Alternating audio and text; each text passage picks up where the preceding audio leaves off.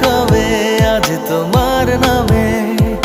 উড়ো চিঠি পাঠিয়ে দিলাম, পড়ে নিও তুমি, মিলিয়ে নিও, খুব যতনে তা লিখেছি।